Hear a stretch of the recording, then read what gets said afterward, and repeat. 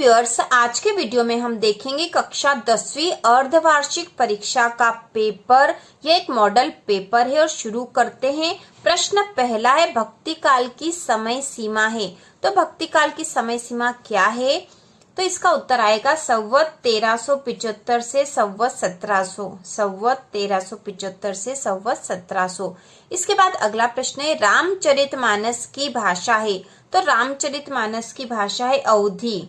अवधी भाषा है। रामचरितमानस के कवि हैं तुलसीदास और इसकी भाषा अवधी है। इसके बाद अगला प्रश्न है, रौद्र रस का स्थायी भाव होगा। रौद्र रस का स्थायी भाव होगा। तो रौद्र रस का स्थायी भाव होगा क्रोध। इसके बाद अगला है, नेताजी की मूर्ति लगवाई गई थी। तो नेताजी की मूर्ति किसके द्वारा लगाई गई थी? वन विभाग द्वारा, नगर निगम द्वारा, नगर पालिका द्वारा या शिक्षा विभाग द्वारा? तो इसका उत्तर आएगा नगर पालिका द्वारा। नेताजी की मूर्ति लगवाई गई थी नगर पालिका द्वारा। इसके बाद अगला प्रश्न है, चिकित्सालय का समास विग्रह होगा।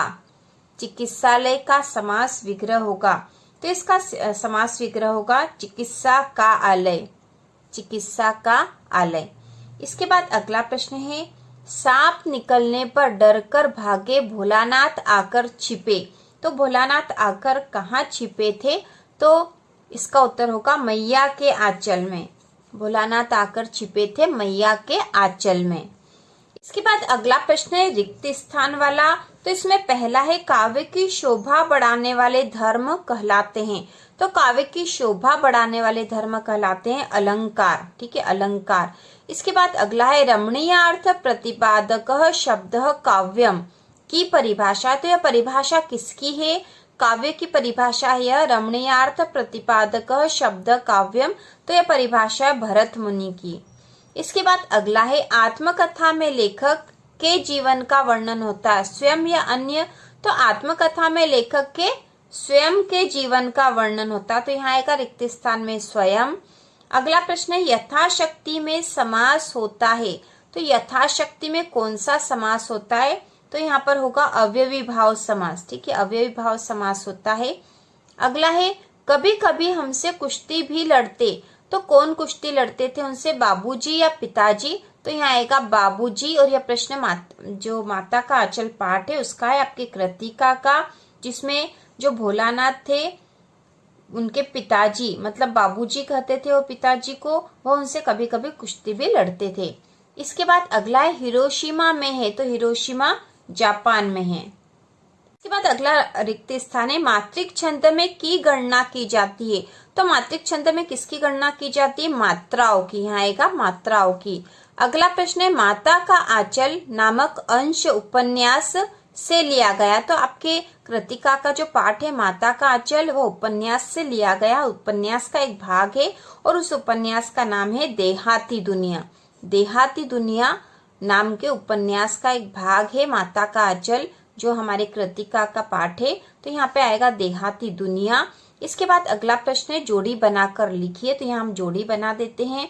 तो खंड अ में दे रखा है, आत्मकथ्य रस काव्य की एक कहानी यह भी, नेताजी का चश्मा, रामचरितमानस, माता का आंचल।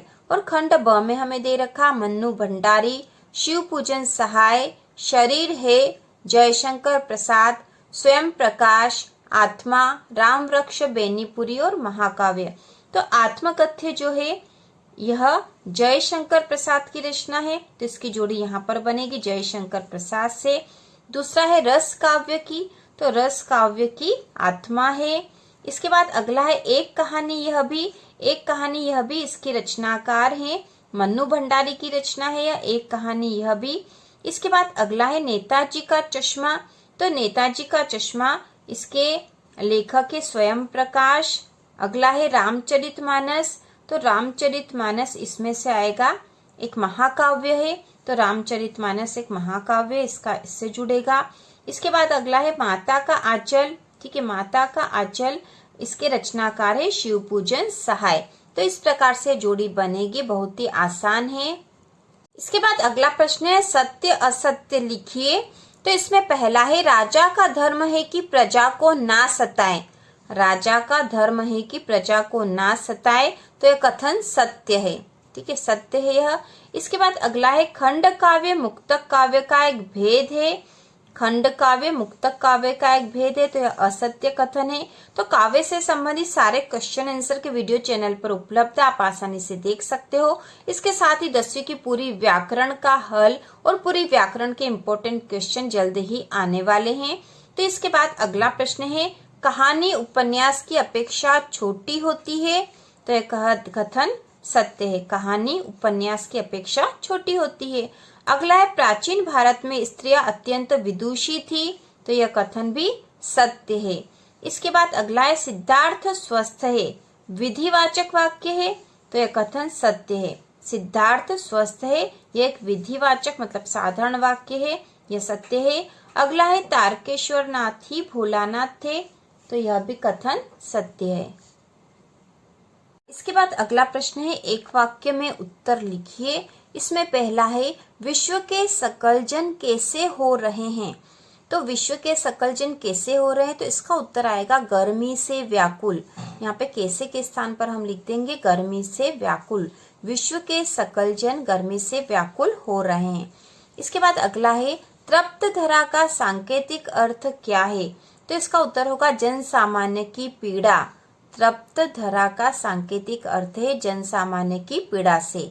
इसके बाद अगला है वर्ण मात्रा यति आदि से नियोजित शब्द रचना को क्या कहते हैं, तो वर्ण मात्रा यति आदि से नियोजित शब्द रचना को कहते हैं छंद। इसके बाद अगला है चौपाई छंद में कुल कितनी मात्राएं होती है, तो यहाँ पे आएगा 16। चौपाई छंद में कुल 16 मात्राएं होती है। इसके बाद अगला है नेताजी की मूर्ति कितनी ऊंची थी, तो इसका उत्तर होगा लगभग 2 फुट।